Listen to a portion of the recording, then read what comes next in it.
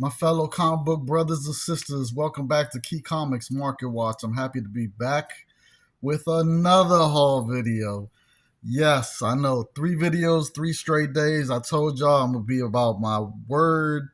Action speaks louder than words, so here's my action. Let's get started. I'm not going to talk too much today. Said a lot of things in the past 2 days. Don't forget, I'm going to have a claim sale. Also, don't forget to like, subscribe, hit the bell so you get notified all the time. But yeah, I'll let y'all know when the claim sale is coming. I'm still pricing stuff. Hopefully, I have it by next week. I'm hoping to have everything done by next week so I could finally get started on selling books. Because in order to do this, I have to sell books. All right, so let's get started. So I picked up a bunch of stuff from a comic book shop out in Maryland. He had the books priced at a really great price. Some of them are dollar books. Some of them were a little bit more money, but overall, I was just happy with what I got. So let me show you what I got. So we're gonna start off with the Spectre issue #1. This cover right here is like a I don't know if you can see, but you see there's like bones and stuff, and everything forms into the shape of a skull. And if you touch the cover, it's like an embossed cover. You can feel it, you can feel it. I don't know if it glows in the dark though, but this is issue #1, just a volume 3, just a spectacular cover. They had 2 of them, so I grabbed both of them. Man, I love this. I love skull covers, and you know, I really like you know, these type of characters right here, Spectre and Dr. Manhattan. I like stuff like that. You know what I'm saying? Yeah, just have to grab it. I really, this book right now is really undervalued. I'll be honest with you. This awesome cover right here, and it's issue 1 of volume 3. Very undervalued book. Definitely suggests you try to get it now while it's still cheap. And then I got The Demon, issue #12. Another awesome cover. Like I said, I like The Demon. I like and this issue is very important because this is the issue where he actually meets Lobo and fights Lobo for the first time. So this, and you're not going to see it on Key Collector. It doesn't state it. They just haven't got around to it, I guess. But yeah, this is their first, and the battle is pretty good. Yeah. And the thing about it is, the reason why it's important that you get their first battle and meeting is because they do it a couple more times. Like, this is an on-current thing where they're consistently battling each other or they're teaming up together. So yeah, this happens quite often. So definitely would suggest. And look at this awesome cover. I mean, look at that. Just, yeah, it's an awesome cover. Just an awesome cover. Then I got Amazing Spider-Man 248. This issue right here has a special place in my heart because when this issue came out, I was in junior high or either high school. I don't remember, but first of all, the first is 2 stories in this book. The first story is against the Wrecking Ball, and he actually is kind of out of it. Spider-Man's kind of out of his league because, this is a person that fights Thor. You know what I'm saying? He's on a Thor level because of the powers that they got from the Wrecker with his crowbar. But this it's just awesome to see how Spider-Man outwits him and outthinks him to defeat him. Because really, that's one thing I loved about Spider-Man growing up. That's what made him one of my favorite characters, as you can see. One of my favorite all-time characters, tied with Galactus, of course, is the reason why I love Spider-Man so much is because even when he's outclassed and overpowered, he manages to beat other opponents with his brain because he's smart. He's been smart since before he even got bit by the radioactive spider. He was already smart. So, you know what I'm saying? So that's what I loved about his character. Like, they didn't, give him powers and then all of a sudden he got smart. You know what I'm saying? He was already smart. So yeah, I just love it. And then the second story is what kind of is the reason why this book is kind of special to me, because in this book, Spider-Man visits this kid right here, and when he go visit him, you're thinking he's visiting him at his house, and he actually reveals to the boy who he is, because the boy asked him, "Is can you possibly let me know who you really are?" And he did. So uh, my bad, you guys. I was getting a phone call.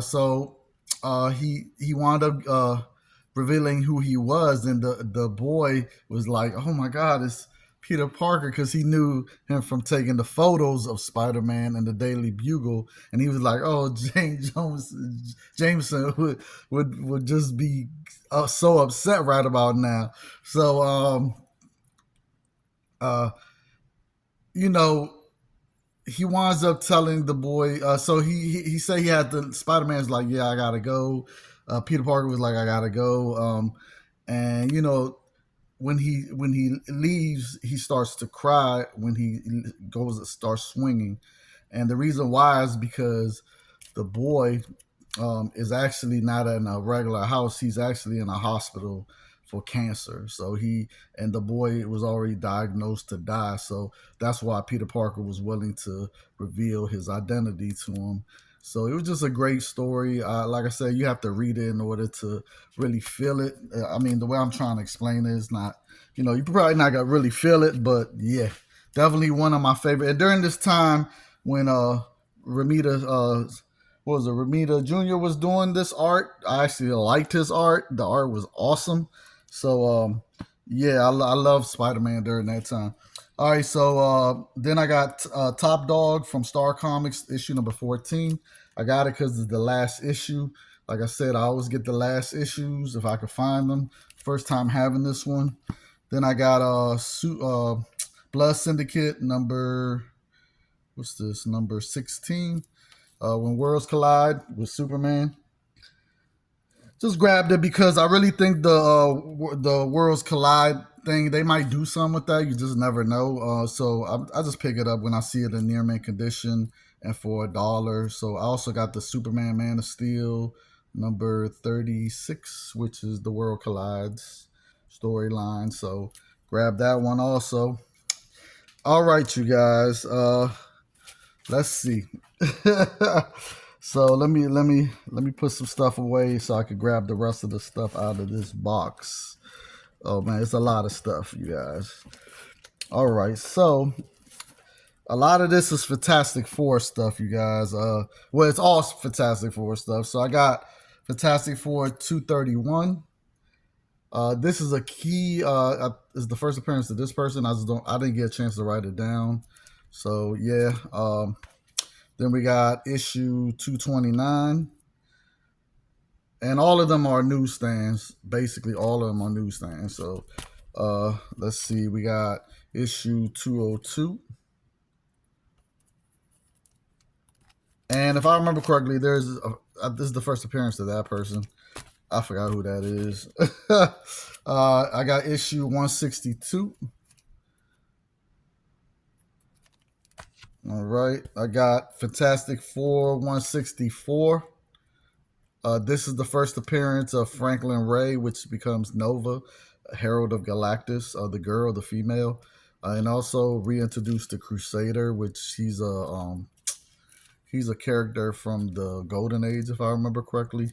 But yeah, this one has a piece missing right there, and it has a piece missing right there, and it has a small piece missing in the back on the corner.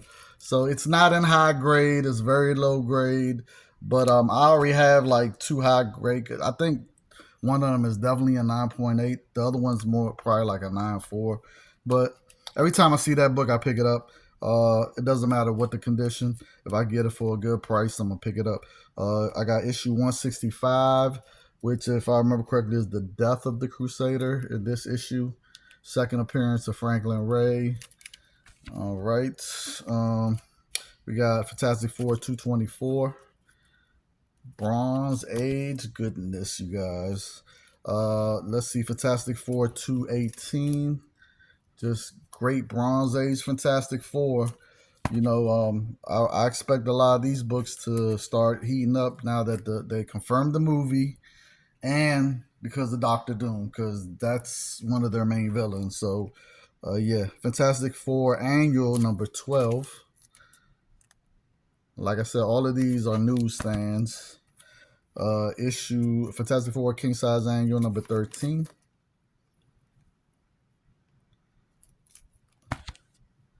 And then we got Fantastic Four Annual number 16. I think is the first appearance of Dragon Lord. This dude right here. Dragon Lord newsstand. Then we got Fantastic Four 219. All right.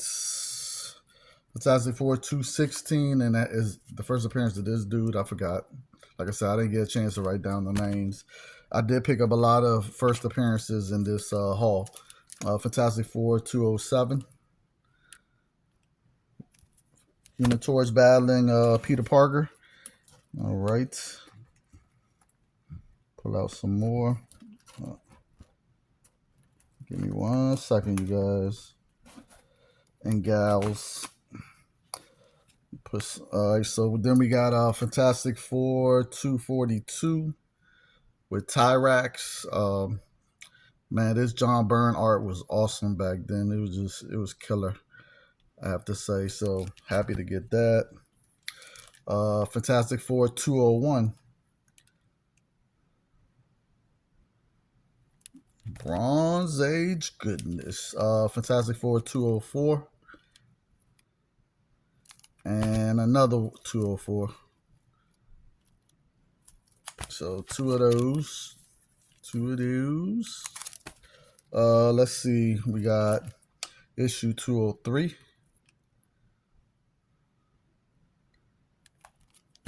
And we got issue 159, 25 center, Bronze Age goodness. All right. We got issue 208. This is when the Sphinx gets that gem that's on top of his head, and he becomes like a god, but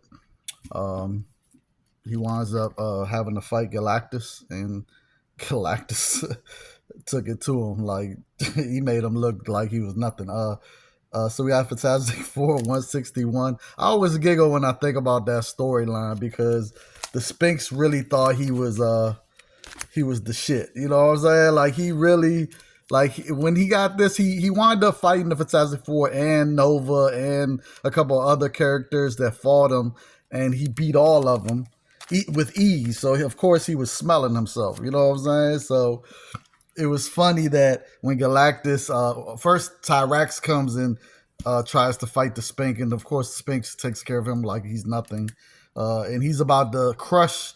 He makes him fall to the ground. And he's about to step on him, and that's when Galactus' ship come down. He's like, "Wait, hold," you know, like telling him stop. You know what I'm saying? And he looks up and see Galactus' door open on his ship, and Galactus standing there, like, "Yeah, you don't do that."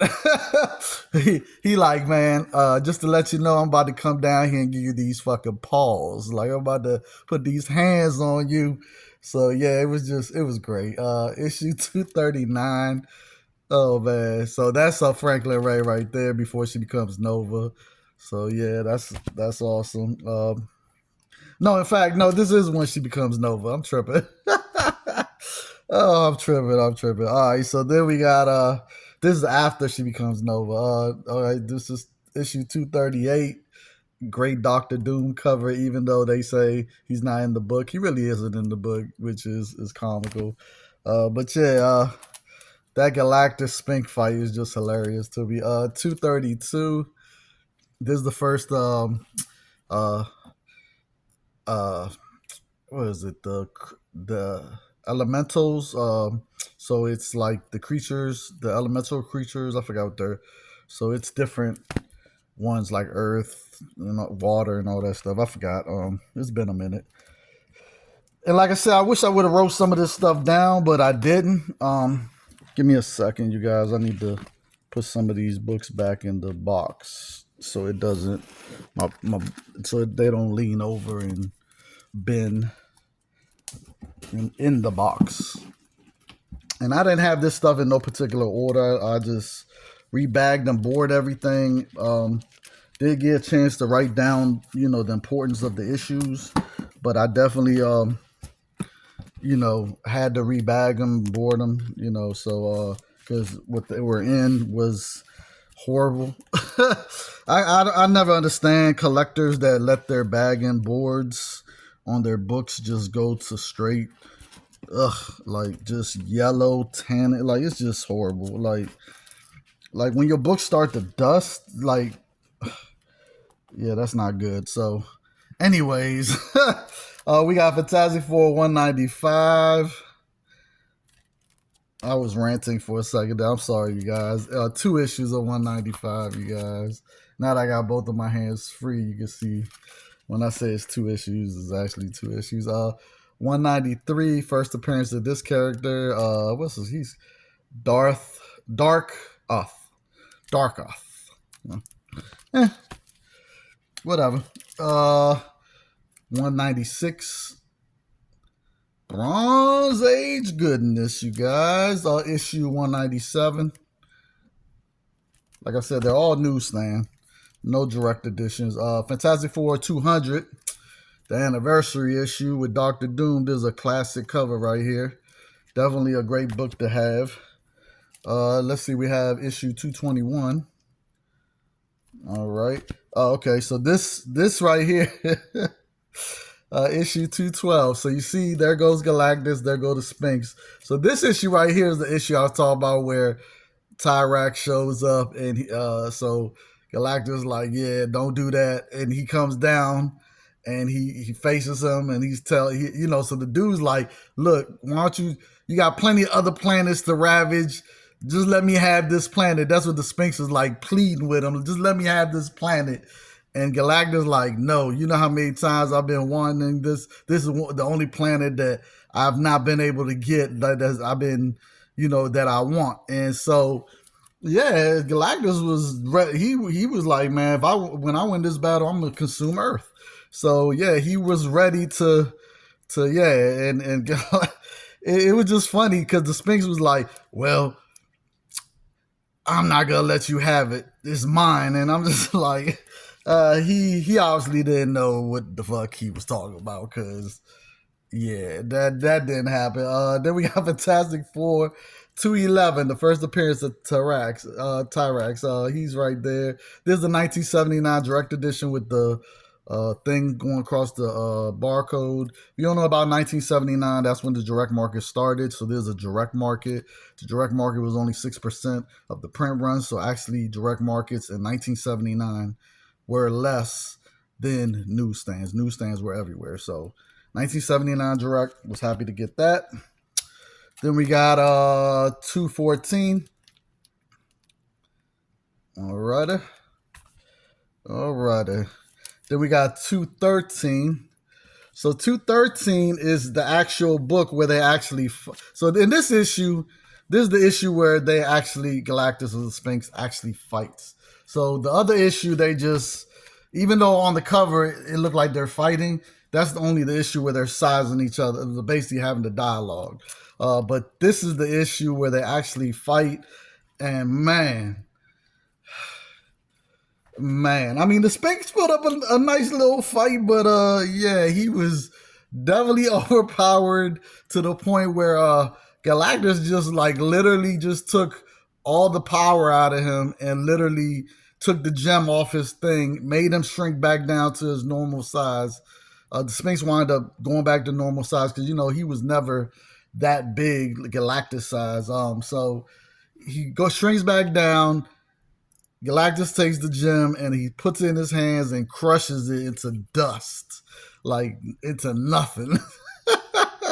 And then he punishes the Sphinx by making him have to go back in time to the exact moment where he found the gem and had to relive like for thousands of years all over again, just for it to keep repeating. It's in a loop basically of every time he's going to face Galactus and lose and go back in time. So it was a punishment. Instead of death, they made him live forever. Oh my God, the light went out. So yeah, that was just crazy. So yeah, it was hilarious. Have to say. So this is the issue that you would want for the battle if you want to read that battle. That this is when John Byrne was writing Galactus, and he's the only person that actually wrote Galactus the right way. He actually wrote Galactus in a way where you see that he's a force of nature. He is something that has to be. He has to eat planets. You know what I'm saying? And it's like he's a necessary thing.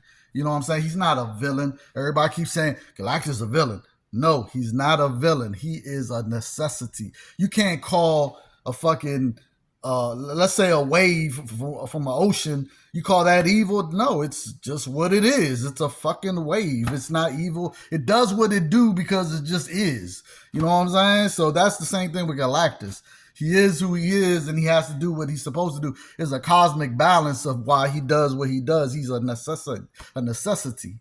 You know what I'm saying? So if you read the John Byrne story, the whole Fantastic Four run, you'll learn a lot about Galactus. Like another thing a lot of people don't know is Galactus only looks the way he looks because when humans see him, he looks like he has a human form. But let's say another alien species like the Skrulls, when they see him as a huge ass scroll, like just a giant. Like he's basically the reflection of any whatever alien sees him. You know, wherever eyes see him, that's how he'll look.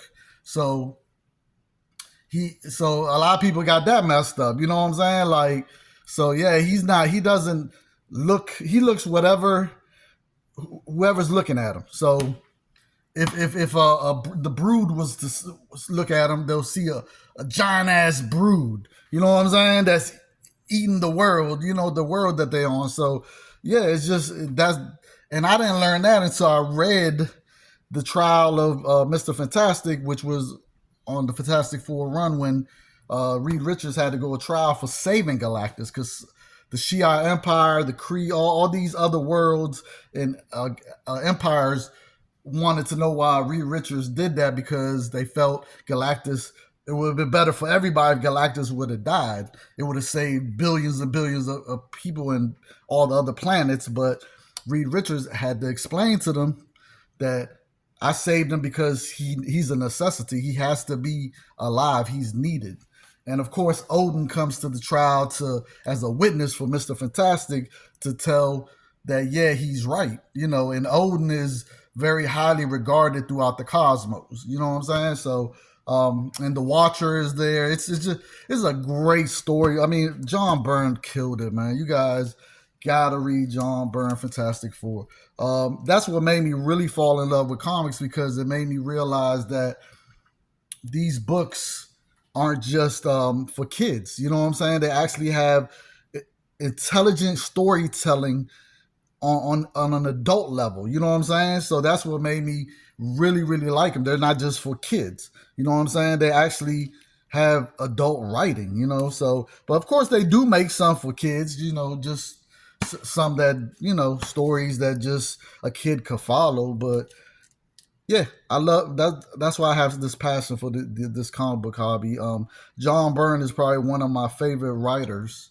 He really got me into comics hard. I will also say I was also at the time reading Avengers and Spider-Man and Amazing Spider-Man, and oh man, it was just a great time to be a collector. I swear, and a reader.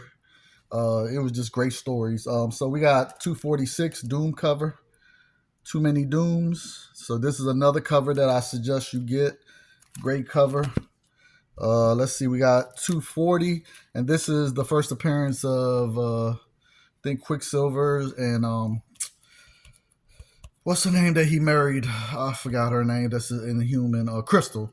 Their baby, if I remember correctly. First appearance of their baby. I forgot. I don't remember. But this is when they moved their city from Earth to the moon. So I said I wasn't gonna ramble, but I rambled. I'm sorry, you guys. I said I wasn't gonna ramble like that about the books, but I did. Let's see what else. Let me see. Did I show these already? I think Showed all of these. Let me see. Trying to see if I can find the rest of them because I had so many to show. Let's see. Okay. I think this is it. Then we got issue 166 where he fights the Hulk. This is actually a key book of them fighting. Is actually in high grade. This will go for some good money. I've actually seen 9.8 of this go for a lot. So definitely a book I suggest you get. This is not a high grade at all. It has a lot of dog ear right there, dog ear up there.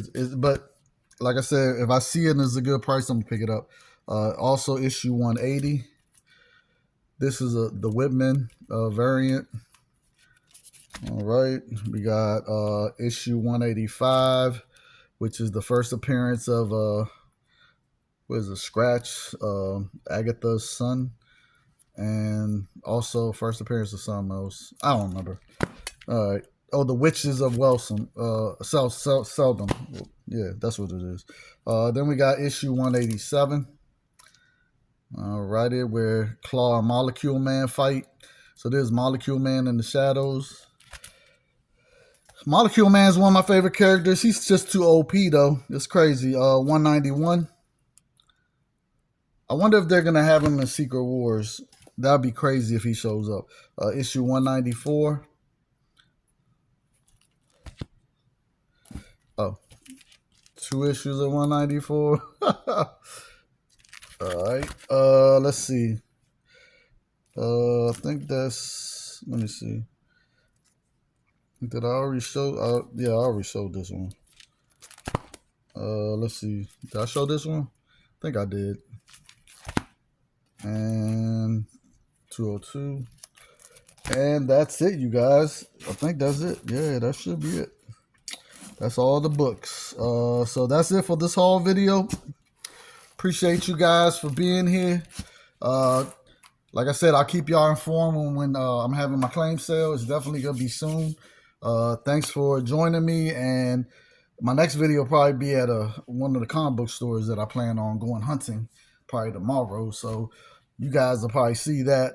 I know I don't make those type of videos, but I need to because I'm always hunting. So I might as well show y'all where I'm at and how I do my hunting. So, all right, you guys. Thank you. If you're having a bad day, go read you some Bronze Age goodness. Okay? Read you some goodness, okay? Until you're in a better mood. Thank you, everyone, for the support. Remember, if you're having a bad day, someone's going through something worse, so don't sweat it. You know what I'm saying? Just look forward to all the good things that's going on in your life. And until then, peace.